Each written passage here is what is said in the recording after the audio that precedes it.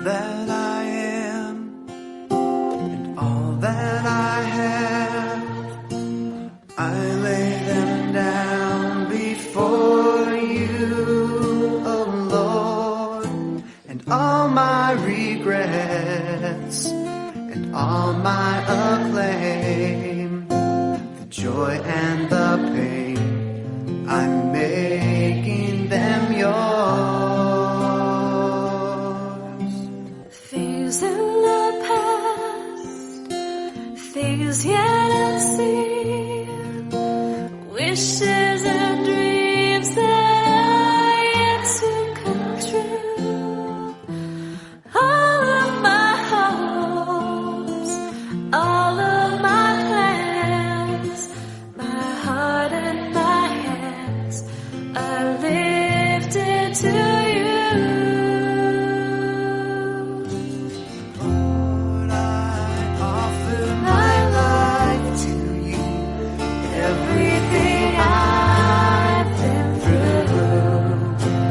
Use it for your glory, and Lord, I offer my days to you, lifting my praise to you as a pleasing sacrifice.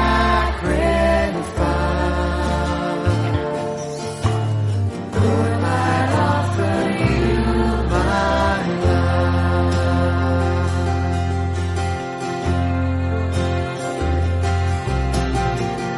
That I am,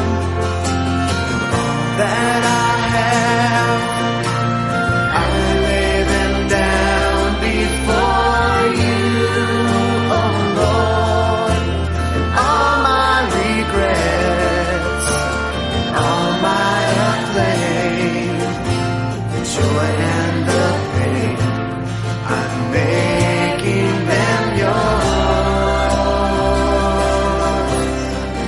In the past, things yet unseen, wishes and dreams that are yet to come true. All of my hopes and all of my plans, my heart and my hands are lifted to you. Lord, I offer my life to you, everything I've been through.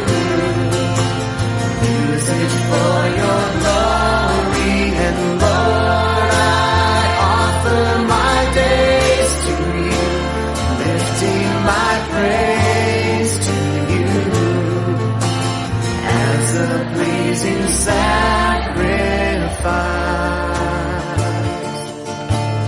Lord, I offer you my, Lord, I offer my life to you, everything I've been through.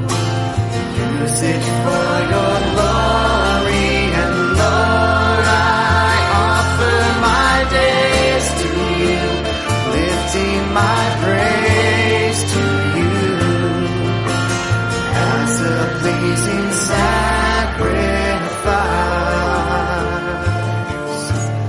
Lord, I offer you my life. Lord, I offer you my life. Isang mapagpalang araw po sa ating lahat.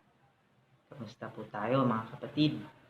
Sa bahay natin, sa paglabas natin, sa mga trabaho natin, sa pag-aaral natin. I hope na ayos lang ang mga bagay na ginagawa natin. So before all, let's start in prayer. Heavenly Father, we thank you for this day, Panginoon, na ipinagkaloob niyo sa bawat isa. Lord, for this time na kasama-sama ulit kami, Panginoon, through online, Panginoon, prayer meeting. We thank you, Panginoon, sapagkat iningatan niyo kami, Panginoon, na muli na marinig ang iyong salita, Panginoon. I pray, Lord, na umabot ang iyong mensahe, Panginoon, sa puso ng bawat isa, Panginoon. And so that please open our hearts and mind, Panginoon, and give us the wisdom, Panginoon, na maintindihan at ma-apply, Panginoon, ang iyong mga turo, Panginoon, sa buhay namin, Lord God. Ikaw po, Panginoon, ang manguna, Panginoon, sa bawat isa sa gabing ito. Tago mo ako sa iyong likuran, Panginoon, at ikaw ang manguna sa buhay ko. Ito lamang po ang dalangin ko sa matamis na pangalan ni Jesus. Amen. So, ang tatalakayin po natin gabi ngayon ay about sa commitment.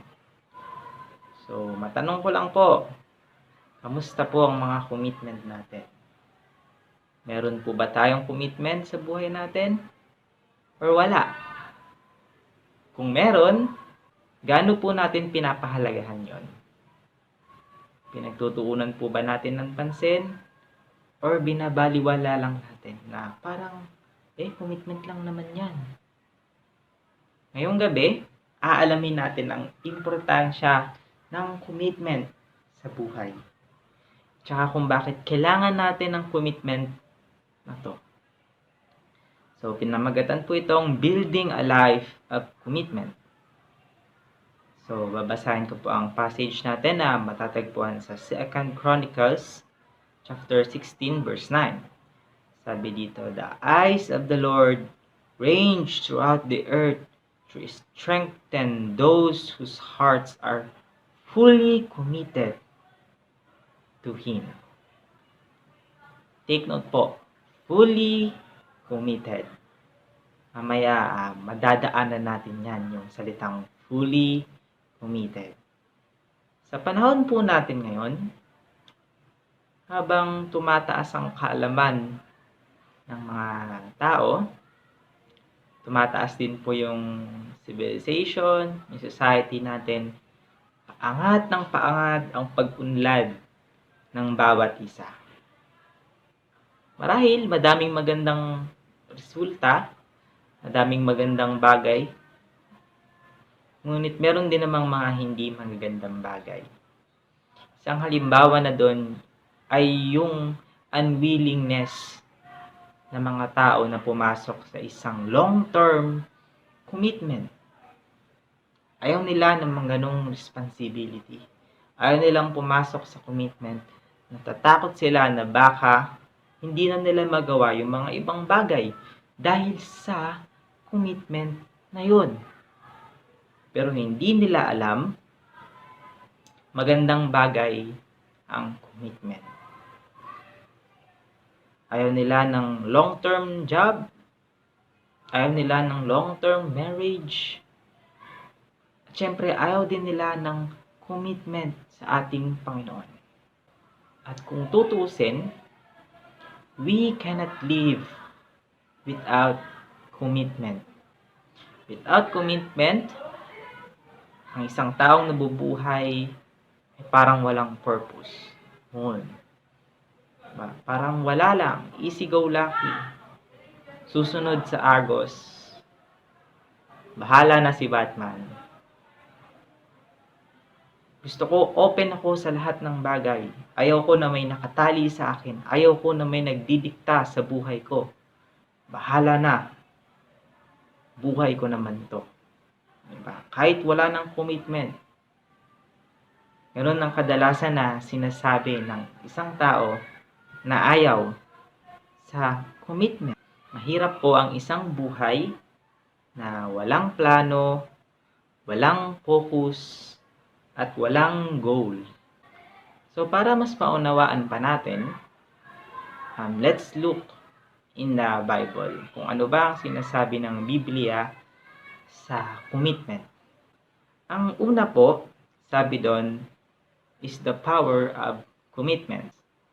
Wow, may power ang commitment. Ano kaya ang magiging impact ng commitment sa buhay ng bawat isa? Paano kaya nito gagalawin ang buhay? No? Paano nito maiimpluwensyahan ang pamumuhay ng isang Kristiyano? No? Sa commitment. Sinasabi sa Biblia na nothing affects our life more than the commitment that we choose to make. So imagine natin yung impluwensya ng isang commitment. Mas malaki pala ang naapektuhan ng isang commitment kumpara sa mga ibang bagay. So kung iisipin natin na ang tao na walang commitment, ano na lang kaya ang mangyayari? Kumpara sa tao na may commitment, a firm commitment, a whole commitment, hindi po ba mas okay yon kaysa sa wala? So speaking of commitment, may 3 pong epekto ito sa buhay natin. So ang una pong epekto, it shows our value. So babasahin ko po ang Matthew 6:24.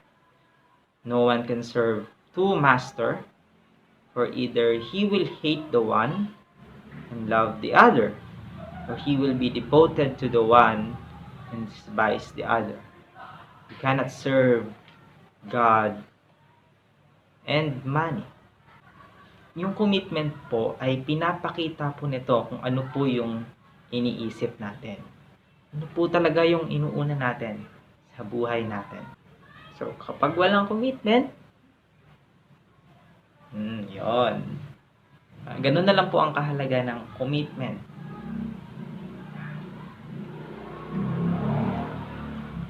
Ang commitment po ay pinapakita po nito kung ano po yung iniisip natin. No, sa araw-araw, nagsisimula naman dun natin sa isip. Kung ano yung mga mahalaga sa buhay natin. Kung ano yung mga pinapahalagahan natin. At sa huli, kung ano yung mahal natin. Doon po papasok. Pasok po ang pag-ibig sa commitment. Hindi po ba? Sabi nga dito, without love, there is no commitment. Totoo nga naman. Without love, there is no commitment. So, yun po ang una. It shows our value. Next is that commitment shape our lives. In Proverbs 4:23, basahin ko po. Keep your heart with all vigilance, for from it flows the spring of life. We become whatever we think.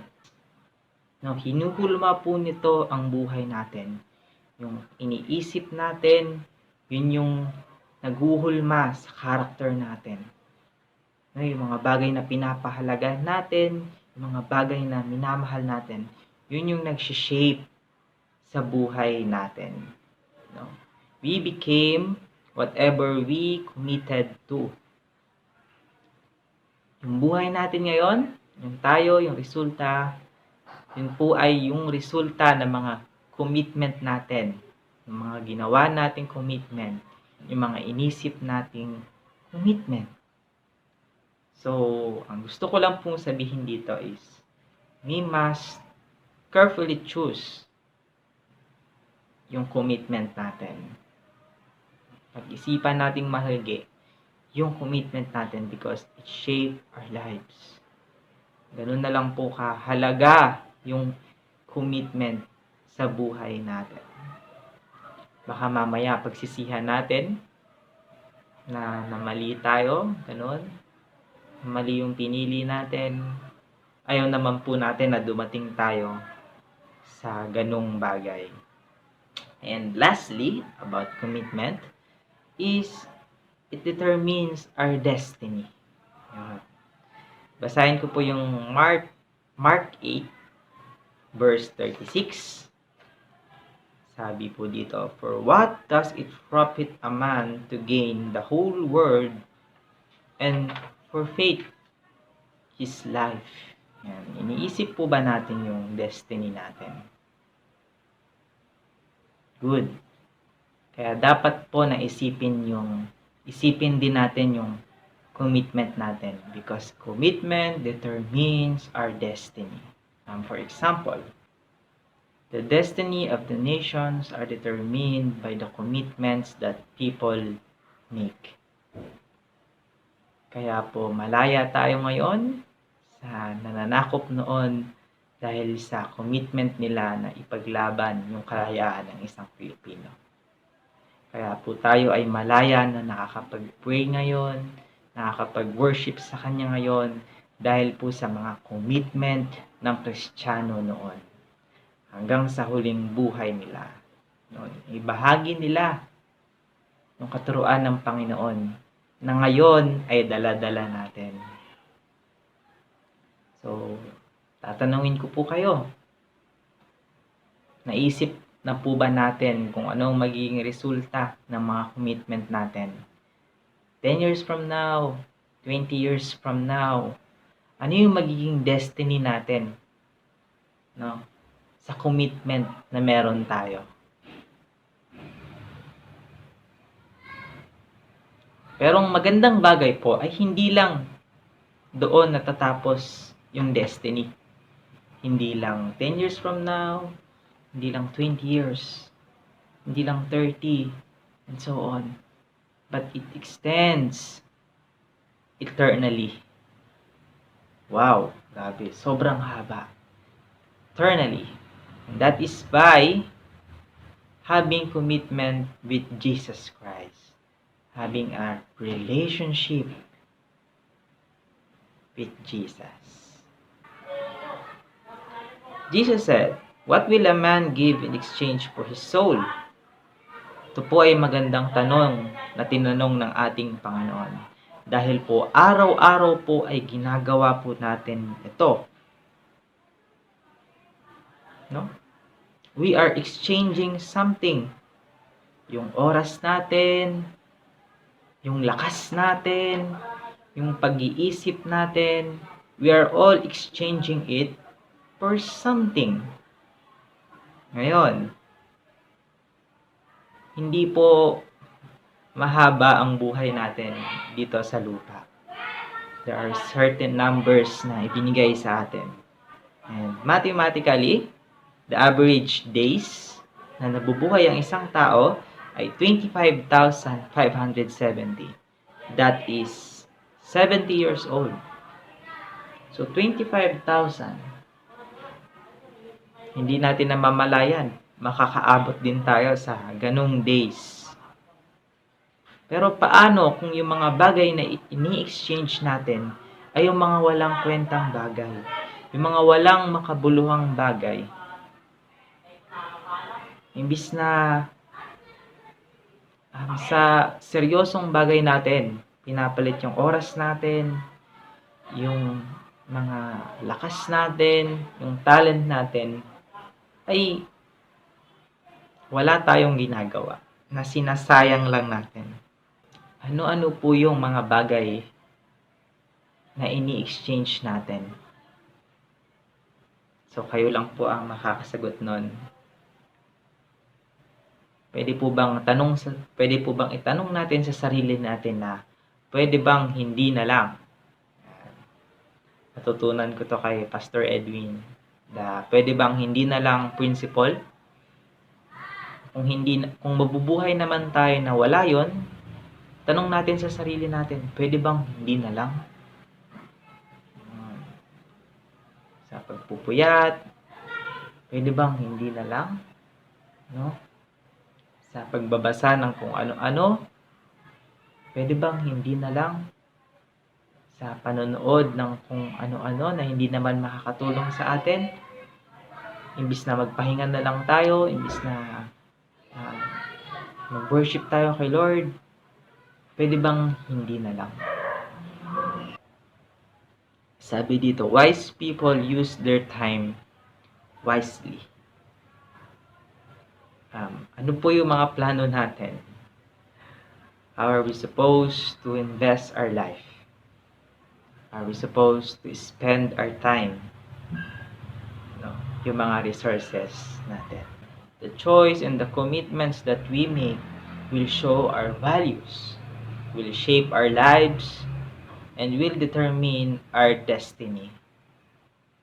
Kaya po, it's very important na magkaroon ng commitment sa buhay natin. In every aspect sa buhay natin. It's very, very important. And speaking of important, alam po ba natin kung ano po yung pinaka-importanteng commitment na dapat meron ng isang tao? Na meron ng isang Kristiyano? Tama po kayo. Yun po ay yung commitment natin kay Jesus. So we'll be talking about the payoff for commitment to Christ. Now that na meron na tayong commitment, na naisip na natin kung anong ibig sabihin, kung bakit kailangan magkaroon ng commitment, kung ano ang importansya ng commitment. Ngayon, we will look for the reward of the commitment na yon. Yung mga promises ng Panginoon na commitment natin sa Kanya. So, God promises us both short-term and long-term payoff. So, itakil po muna natin yung short-term. Before that, basahin ko po yung passage sa Matthew 6. Sabi doon, "Do not worry, saying, what shall we eat, drink, or wear?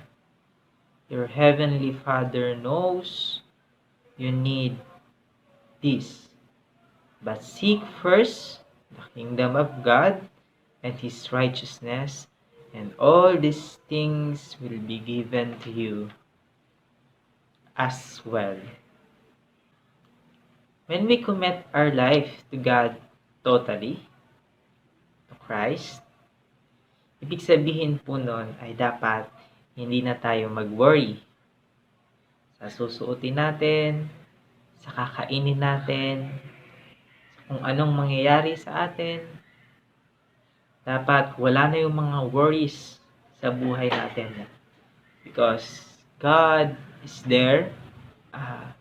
Alam niya yung mga kailangan natin.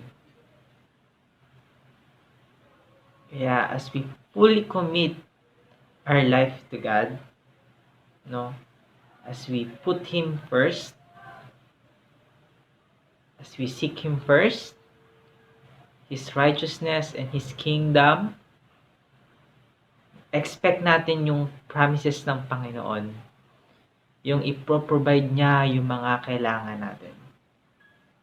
So that is one short term ng payoff ng commitment natin. Sinasabi mismo sa atin ng Panginoon na, "Anak, ako ang bahala sa iyo kung susunod ka sa akin, kung uunahin mo ako." So with our commitment kay Lord, fully committed sa Kanya. Hindi po half, hindi po partially, 100% si Lord po ang bahala sa atin. Kung iisipin po natin, malaki po ang mawawala sa atin kung sasayangan natin yung commitment na yun. But, if we are 100% committed, plus yung grace pa ng Panginoon, yung pag-ibig pa ng Panginoon sa atin, hindi pa po napakagandang bagay nun. Hindi lamang liligtas niya tayo sa mga kasalanan, but He will going to take care of us sa journey natin bilang isang Kristiyano. Sa lupa na to, hanggang sa langit, eternally, ang Panginoon po ang bahala sa ating buhay. So I just want to use this illustration nung unang panahon, ng mga ancient Rome. It is estimated that there is 12 million slaves or mga servants nung panahon nila. So ang dami po. Mas marami pa yung servant kumpara sa mga freeman, yung mga malayang tao, mga noble, gano'n. Ngayon, bakit? Dahil ito daw po yung mas mainam na paraan para makasurvive. Dahil may batas sila noon na dapat yung master, he will assume full responsibility doon sa servant niya, doon sa slaves niya. Siya ang bahala magpaaral, siya ang bahala sa pagkain, siya ang bahala sa damit, sa shelter ng servant niya. And so naisip nila na mas mainam na ibenta na lang yung sarili nila. Nang sa ganon, mas secure yung mga sarili nila, yung mga pangangailangan nila sa buhay. At mas madali. So, it is almost the same kay Lord. Tayo bilang mga servant niya, He will assume full responsibility sa mga pangangailangan natin. As His good stewards na sinusunod yung gusto ng Panginoon sa buhay natin. Si Lord ang mag-provide financially, physically, in every aspects in our lives.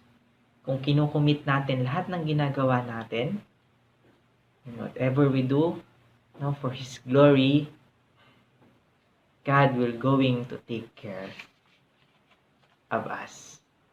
So yun po yung mga short term. Now let's proceed to the long term. Basahin ko po yung Matthew 25 verse 23. The master will say, "Well done, good and faithful servant. You've been faithful with a few things. I will put you in charge of many things. Come and store your master's happiness." Yun, siguro po sa may mga trabaho, makaka-relate po kayo nito. Makaka-relate po kayo ng sobra. Makikita po tayo ng 3 benefits na meron dito. First one is the affirmation. God is saying to us, "Good job. Well done. Mabuti ang ginawa mo, anak." He's saying that into us. Hindi natin deserve yun. But still, God is saying that. Galing mismo sa Kanya. Next is, there is promotion. Nagle-level up. Which means, mas mataas, mas maganda, much better. Hindi po ba magandang bagay ito? And then lastly, celebration. Sabi dito, come and share your master's happiness. There is a celebration. There is a feast. There is a party. Whenever na may nagagawa tayo sa ating Panginoon. As His good servant, a committed servant ng isang Panginoon. So, tatanungin ko po kayo, what kind of commitment or life are you going to live sa ating Panginoon? Half po ba? Partial? Or wala? Uncommitted? So, kayo po ang makakasagot nun sa mga kanya-kanya na lang natin. But I pray and I hope na nawa lahat tayo ay maging 100% committed sa ating Panginoon. So, babasahin ko po itong quote ni Henry Varley. Sabi niya, "The world has yet to see what God can do." What God can do in and through and for the person who is totally committed to Christ. Let us imagine, ano ba ang kayang gawin ng Panginoon sa mga taong sumusunod sa Kanya 100%. Just by thinking of it, nakaka-bless, nakakataba ng puso. Dahil ang Panginoon natin ay puno ng grasya, puno ng pagmamahal. Imposible malabo na pabayaan niya ang mga anak niya na sumusunod sa kanya. Yun po ay related sa verse na binasa ko kanina. So, basahin ko po ulit. Sa 2 Chronicles, chapter 16, verse 9. The eyes of the Lord range throughout the earth to strengthen those hearts are fully committed to them.